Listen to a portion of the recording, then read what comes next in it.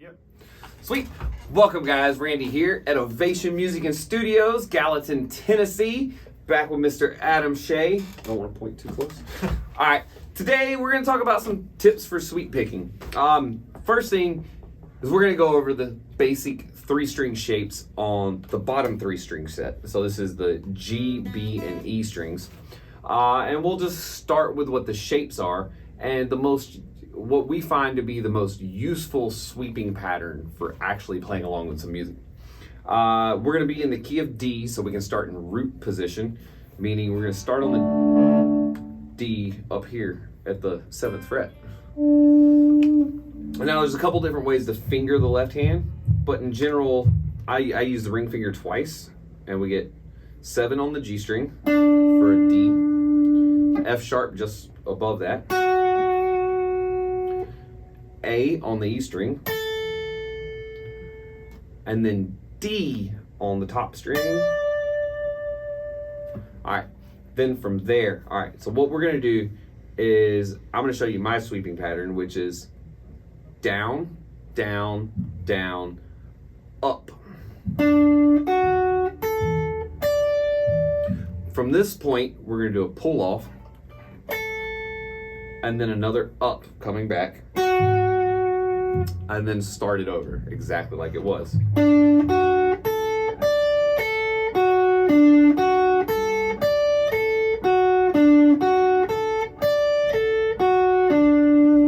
Now I'm being very cautious to make sure none of the strings are ringing over, as that sounds sloppy. You get this sound.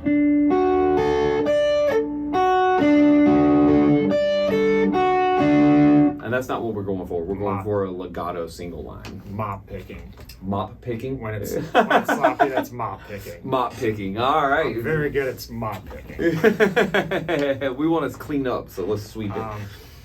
One quick little thing. I do the exact same picking motion that Randy does, but there are some out there who will change it up just slightly. So after our initial down, down, down, the up, and then that the pull off after it, that'll stay the same, followed by an up.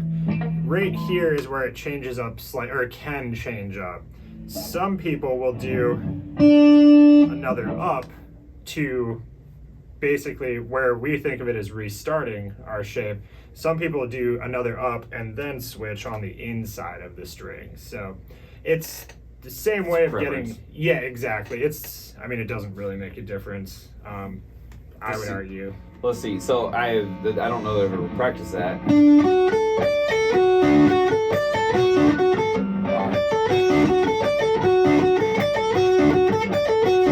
Yeah, I'm going to avoid that inside the string motion if I can. Inside the string motion is slightly more difficult than outside the string to play cleanly. So, what's pattern? Well, the second pattern is going to start on the 3rd scale degree, which is the F sharp here. So that's going to take us up to fret 11 on our G string, followed by 10 on the B, 10 on the E, and we're going to go to 14 on the high E, back to 10, 10 on the B, and 11 on the G string. Now for that, our picking motion is going to stay the same as the last one that we just did. So, 100. Yes, so 100.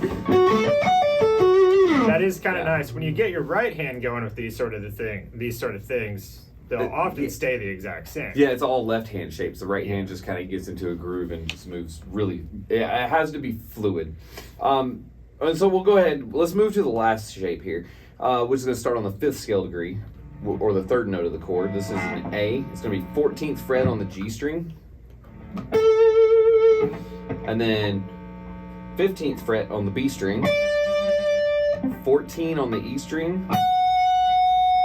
15 on the E string, and then back down 14 on the E string, 15 on the B string, and then you start over where you were. All right, from there, what you're gonna do is just the same picking motion. Down, down, down, down, up, pull, up, down, down, down, up, pull, down.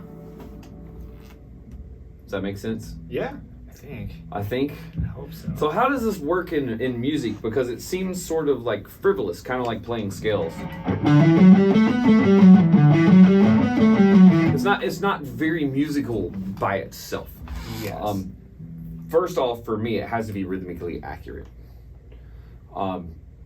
Meaning you have to be in time. In this case, this is a 6-note pattern, so it's going to fall really nicely in triplets. So if we just take like an old like Iron Maiden type groove on a D chord, we can take that first position.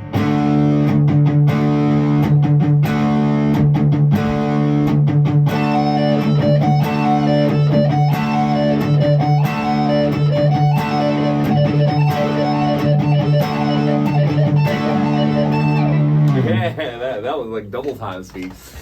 Hard to do those super fast ones. Yeah. And ironically, it's worse at medium tempos. So if I play a tempo like,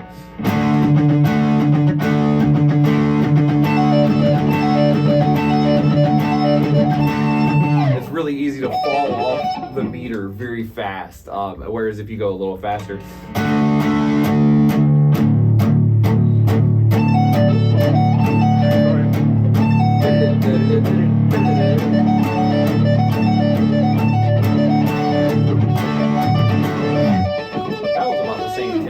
Terrible. We're gonna X that little like 1 minute. I think that threw me off. I was thinking. Got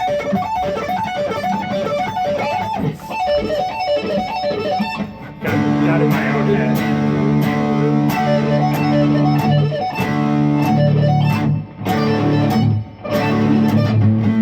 Yeah. All right, we're gonna cut that 2 minutes out. All right, so you're playing in time with a song. A great exercise here is just to take one chord and move through the shapes of that chord.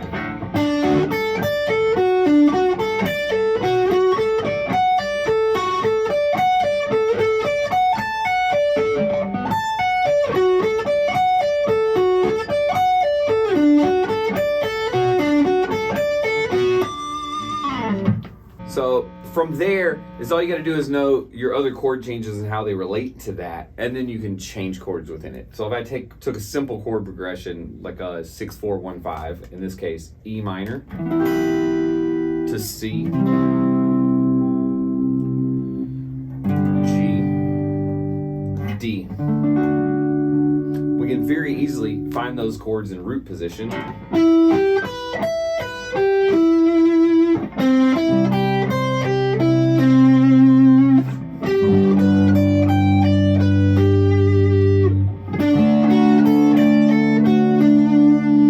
One, two, three, four.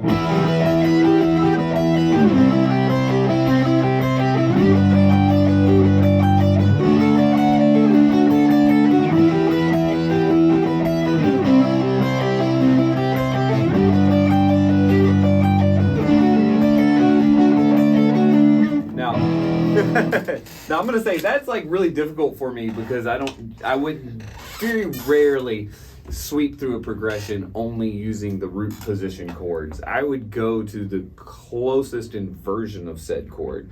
So if I'm gonna play in 7th position, I'm gonna try and keep all of the chords as close to 7th position as possible. Is that fair to say that's the general approach? Yeah, it's the nicer one. I do find myself jumping around to root position ones, or I should say like one rough pattern of it. I work on my voice leading, kind of switching between them, but on the spot, I find myself actually like D.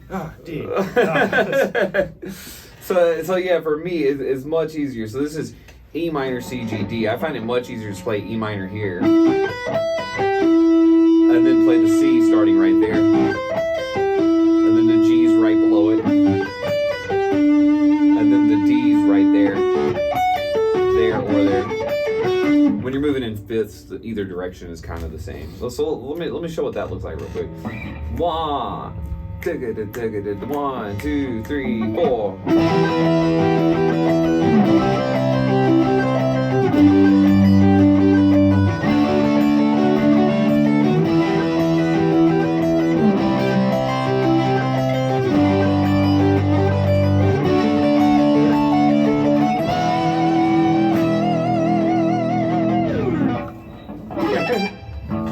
leading on some pressure there.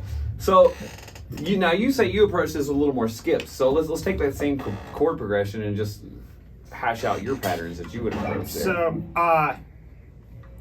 it depends. I feel like it just changes whatever my mood is that day, or just how difficult I want to make it on myself. So what did we do? E, C, G, D. Let's stay with 3. Oh yeah. Yeah, let's stay with. We're gonna stay with 3 strings for See, you guys. We'll just- do 5 strings in the next video. Starts running. So Adam is also starting backwards. So he's starting on the top note and coming down first. I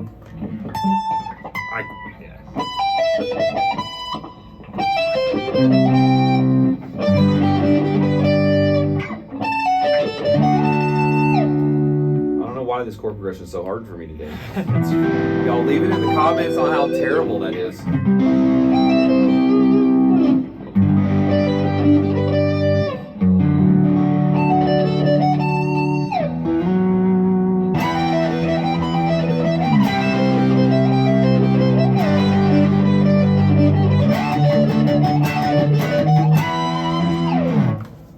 Slides.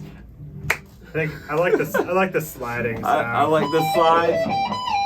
I think that's why I'll do some of the jumping around a little bit more. Yeah, if you're gonna jump around, it's nice to have that extra slide in there. It does make for a very neat sound. Yes, but like even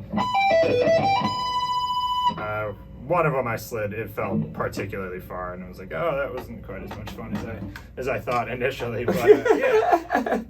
Well, that's awesome, guys. Thank you so much for hanging out with us. Remember to hit all those likes and buttons and bells and whistles.